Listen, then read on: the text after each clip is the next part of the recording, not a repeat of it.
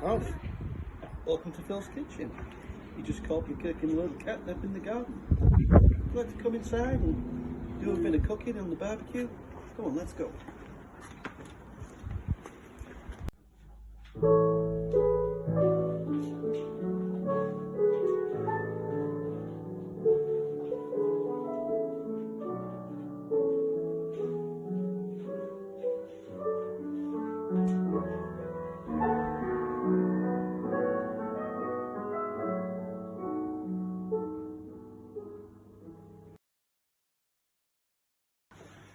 Alright, so welcome.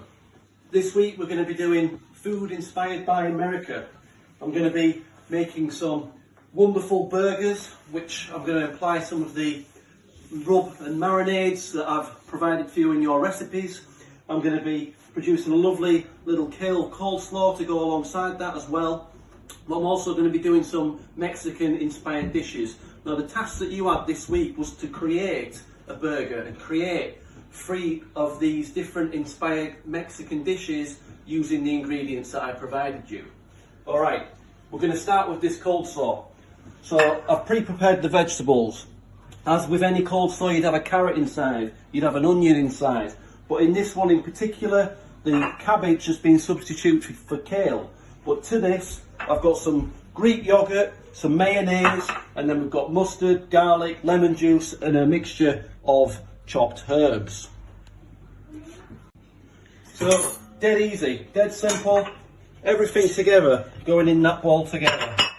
Okay, and ideally what you want to do is you want to make this up the night before, because then you get those lovely beautiful flavours of the coleslaw, of the onion coming through and enriching it. I've got, literally just chuck everything in the pot together. Dead straightforward. The hard work here is that weighing out of the ingredients.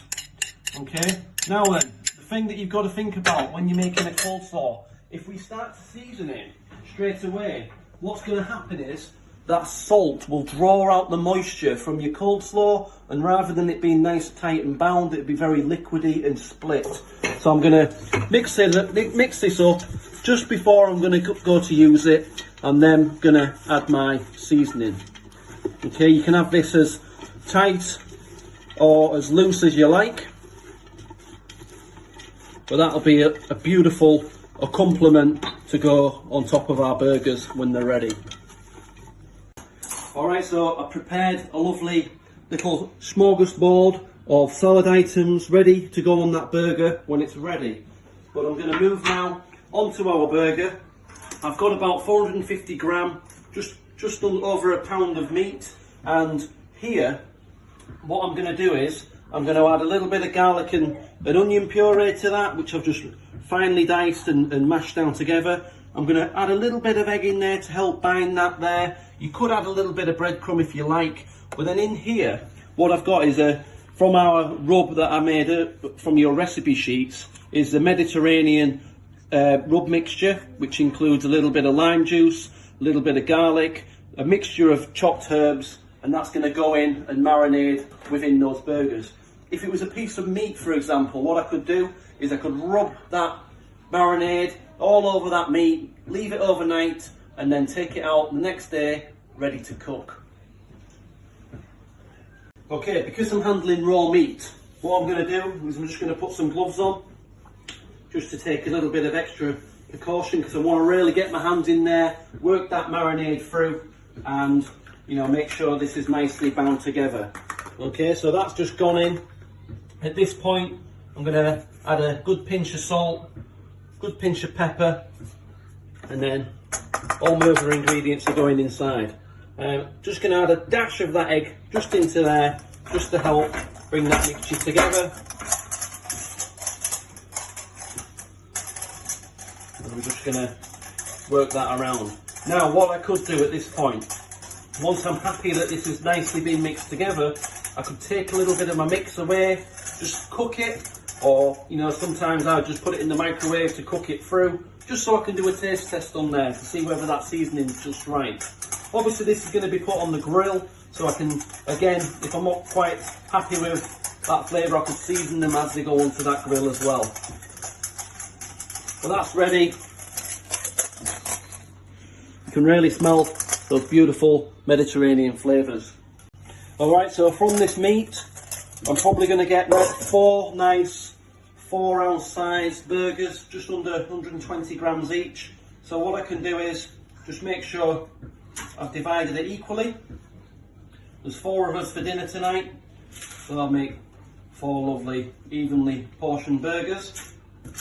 I could weigh them, but again, you don't want to be spreading that raw meat all over. I'll do it safely if you can. And what I'm going to do here is I'm just going to make some nice little patties there from the burgers. You can buy burger presses, or you could buy or you could use a ring mold to press in these burgers. But it's nice to just do it by hand. Get them nice and even, nice even thickness, so you get an even cooking when it's on that grill. And now these are ready. The thing I find with a lot of people who barbecue is they'll put their meat straight onto the barbecue, onto the hot skillets, and what happens is that meat will tend to stick. Because it's like anything, when you cook it, you always want a little bit of oil in there just to coat the top of that meat, so it's the oil that heats up. You get a nice even cooking on that surface. If you were going to put some sort of oil-based marinade on your meat, then there'd be no need to do this. But I've got a little bit of olive oil there. I'm just going to sprinkle on, and that's going to lubricate that up, ready to go on the grill. So the burgers. I've got my official burger cooking hat on. Now, when barbecuing, it's important to make sure you've got the right heat control. That's what cooking's about, controlling that heat. We don't want it so fiercely hot that the burgers cook on the outside but they're raw on the inside. So I've got this set up. It's been on for a while, preheating, but it's cooking to around 210, 220 degrees at the minute. It's nice and clean. Our burgers I've just taken from the fridge, so they've just firmed up ever so slightly. And remember, that oil's on there, and I'm going to stick it on the grill here. And you can hear that delicious sizzle.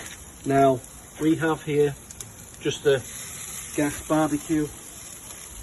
Yes, it'd be much more authentic to have a nice coal one where you could have different smoked woods on there that you're burning.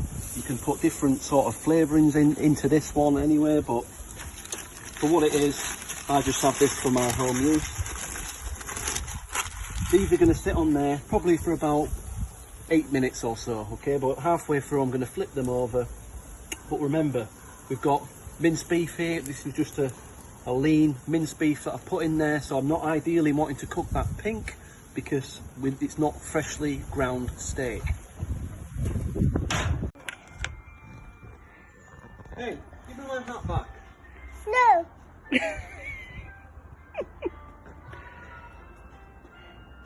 So I'm just going to give my burger a flip. And you can see here, halfway through cooking, I did a little cross on the door marks there, and I just did that by turning my burger 90 degrees on that first side. You can see this front one here just stuck a little bit because the heat wasn't quite hot enough. So I always bring a little temperature probe to the barbecue, make sure everything's cooked properly. You're looking for 75 degrees for 10 seconds or 70 degrees for 2 minutes. I know they're just about there. I'm going to add a little bit of cheese to them. Let that lovely melt down the side. And I've got my lovely brioche buns, nice and sweet. I'm just going to add these to the opposite side of my grill just to crisp up and give a nice little bar mark to that bun. That'll give a lovely little texture when you bite into it with that juicy burger. Dinner is served! Yeah. Ready? So the burgers are cooked, my brioche just nicely toasted. I'm going to do a bit of assembly here. Burger on. No. Tomato. I don't want that on mine. Couple of pickles. You don't want some pickles on yours, Jacob? No. Tomatoes. No. Or salad. I'm going to finish it with a nice little helping of this kale that I've just seasoned before serving. I'm going to apply that to that, flag in, and it won't be the same without a helping of chips on there. Yay! Mayonnaise. And there we have it, dinner is served. I'm going to serve up, I'll catch you later for the Mexican. Sweet tonight. Nothing. You've got stuff on your face. Nothing. What's going on? Nothing.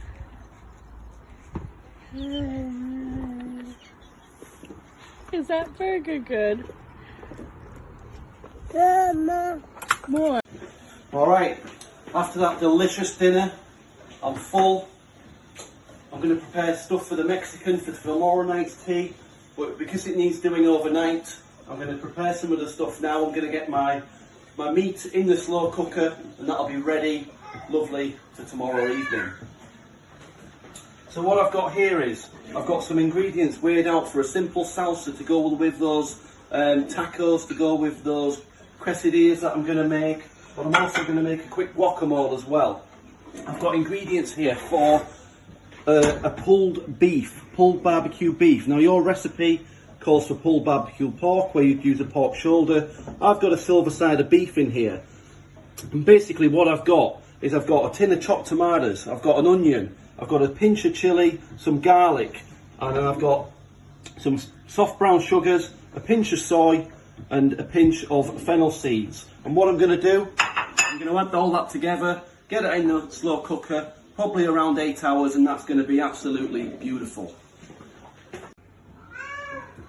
So I'm just going to massage these juices, this onion, the few cloves of garlic paste that I've got in there. What the recipe does call for is some mustard sauce, which I haven't got. But what I can use instead is a good squirt and dollop there of HP sauce, and that will give that tamarindy flavour that you get there from the Worcester sauce. I've got just under a kilo of beef here, and that'll be beautiful, just enough for the family of 4. I'm going to get that wrapped up, put the lid on it, and it's ready for the slow cooker. Between 8 and 12 hours, depending on what setting you have it on. I'm going to put it on low, leave it overnight, and that'll be ready for tomorrow night's dinner. Okay, so now for the salsa. Before dinner, I diced up a tomato, half an onion, which I crushed down with my knife. I've got half a teaspoon of garlic paste. I'm just going to literally add this together in a bowl. Now you can leave the seeds in your tomatoes. I took the seeds out just because the kids don't like them. But then I've got some mixed herbs which I've got from my herb garden.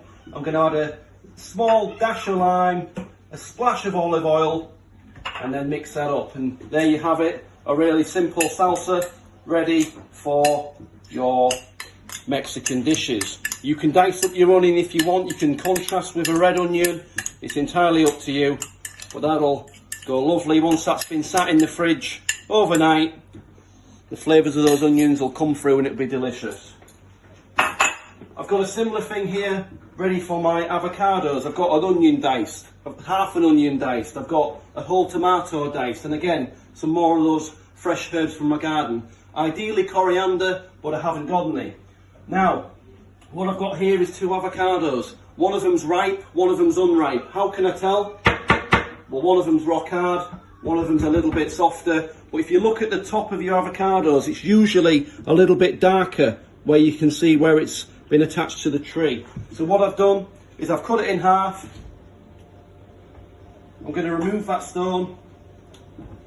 We can plant that in the garden if you want to grow one, and then these bits of flesh should just fall away from your skin. Now, it's going to be really, really rustic here. You could use a food processor. I'm just going to mash it down and break it down with a fork. So, I'm just mashing down this avocado with a fork. Really rustic, quite chunky. It'd be nice to have some little bits still left in there. And then I'm going to just take my other ingredients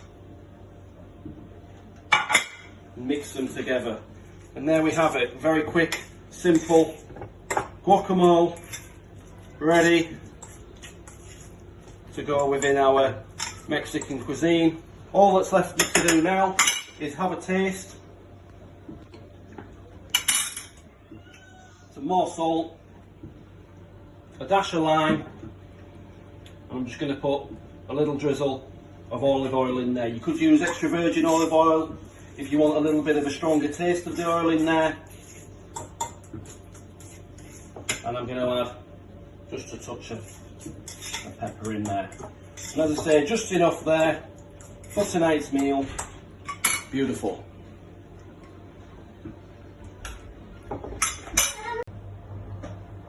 Alright, so I've tubbed these up, ready for tomorrow night's dinner. The beef's in, cooking away. I'm making sure that I'm sealing these over before putting them in the fridge so they don't dry out, and also perfume that fridge with that onion flavour that's inside. Just before I leave you, I'm just going to show you something. To grow your own little avocado from that stone, what you want to do is just add little sticks poking into that avocado. I've used cocktail sticks. And what wants to happen is the base of that avocado seed needs to be sat within water. Now, I've used a little bowl here. I'm going to fill it up, and I want that just to be sat underneath. You want to keep it in your house, on your windowsill, and eventually what will happen is it will sprout a little shoot down, it'll sprout a little shoot up, and then that's when it can be planted. Before I leave you, just come with me. So what I've got here is an avocado plant. I've had him for about 4 years now. He started on my windowsill for about 1.5 years, and now he's well established. He's taken a bit of a hit from the winter, but you can see his new shoots are sprouting. He's well established, but pretty proud of him. I'll catch you later. Welcome back. So the crock pot's been on. It's been on overnight. Oh, the smell of that barbecue in there. What is important here is, in the morning when I woke up, I flipped it over so the other side was getting the juices of that barbecue sauce. And what I'm going to do now, if you zoom in, come and have a look, you can see that flaking away beautifully. So I'm going to remove this from its sauce, add this sauce to my pan, just thicken it down to reduce it. I'm probably going to blend it up, and that's going to act as my beautiful homemade barbecue sauce. Just be careful here, because it will literally fall to pieces. And then what I'm going to do there is I'm going to pull it apart with a couple of forks. You can buy on the market some bear claws for using big pieces of meat, which you put on a little bit like Wolverine. Rip that apart. But I'm going to add this to my pan. Oh, wonderful. So that's ticking away. I'm going to put the apron back on. I'm just going to shred this beef up nice and fine. Once that's reduced, I'll blend it, and I'll add that pulled beef back to it, and it'll be beautiful. I can check for seasoning at that point, and you know, if I wanted to add any more of the brown sauce or a little bit more sugar, whatever you desire, you can put back into that sauce. But look at that, all those tendons have broken down through that long, slow cooking process, and that's going to go beautifully into some tacos and some quesadillas that I'm going to make. Okay, so I'm going to, it's reduced down a bit because it's got a bit of body in there from the tomatoes, from the onions. I'm going to whiz this up in the food processor, and that should give it a bit of thickness. Important here, because we've got hot liquids, same with soups or whatever you're going to blend that's hot. Towel on the top, start with the pulse, turn it on, start with the pulse, make sure it's locked in place, and there you go. Once it starts coming together, then on the lowest setting,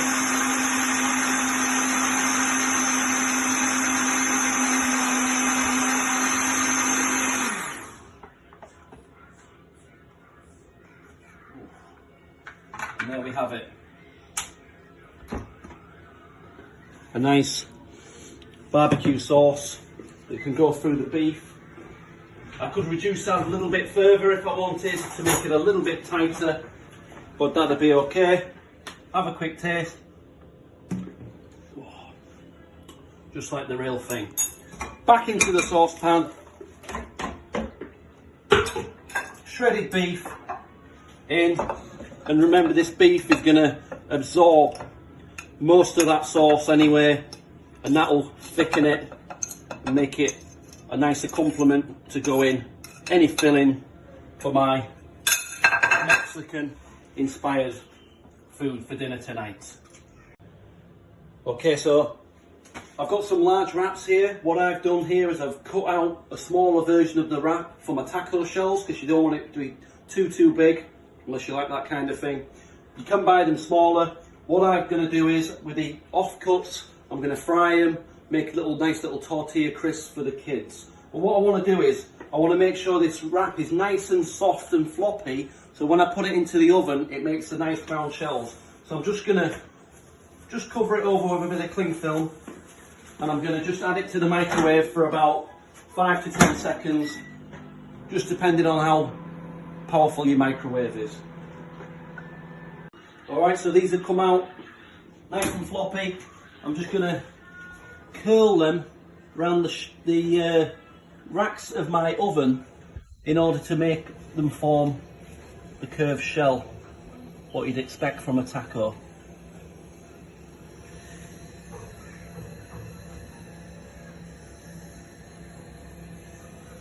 And I'll leave them in there probably for about 5 minutes or so. My oven's on about 180 degrees and they should come out nice and crisp.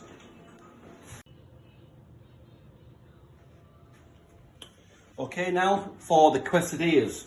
So these are made very similar to the classic American grilled cheese, where you butter your bread on the outside and then it gets slowly toasted on a griddle. So I've given these a good old buttering. I'm going to put these in the pan, heat side down, and I'm going to slowly bring that up to temperature. So then here now, the trick is to give it a good coating of cheese all the way around, because it's going to be the cheese here which causes it to stick together. And then as it slowly cooks, it'll caramelise on the outside and go lovely golden brown with that butter that I've smothered on. But then here, look, the pièce de la résistance, I'm going to be putting on a little bit of this American barbecue beef. So that's on. I'm just going to do a little bit more sprinkling of cheese on top, and then butter side up, this will go into the pan.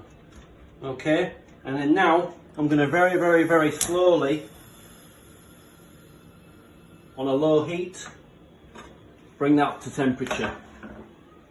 And you'll hear, as it's becoming ready, the sizzling in there, all that ingredients will start to melt together and fuse, and what you'll be ended up with is a really thin, flat pancake. And this will be absolutely delicious, being dipped into that guacamole, bit of salsa topping this, a little bit like a filled pizza. Alright, so these taco shells are ready, nice and crisp. Oh, he's filled himself in a little bit, but nevertheless, oven off. As that cooks away, we can now start to load up these taco shells, and we've got this beautiful guacamole from yesterday. Got this delightful salsa which we can pour in there, and then finish it with a lovely bit of this barbecue pulled beef. And there we have it. Top it with a bit of cheese. Beautiful. Oh. Alright, so quesadilla sizzling. I can lift it up. See, it's going nice and golden underneath. And then now I'm gonna run outside. flip it around. And I want exactly the same on the other side. And then when that cools, I'm going to portion it up into little wedges, and that's going to go lovely with that guacamole and salsa as well. So there we have it, a beautiful fried quesadilla. Just going to portion it into triangles. So there we have it, pulled beef tacos, pulled beef quesadillas, and some wonderful accompaniments to go with it. It's a glorious day outside. I've been Phil, in Phil's Kitchen. Tune in next time. See you later.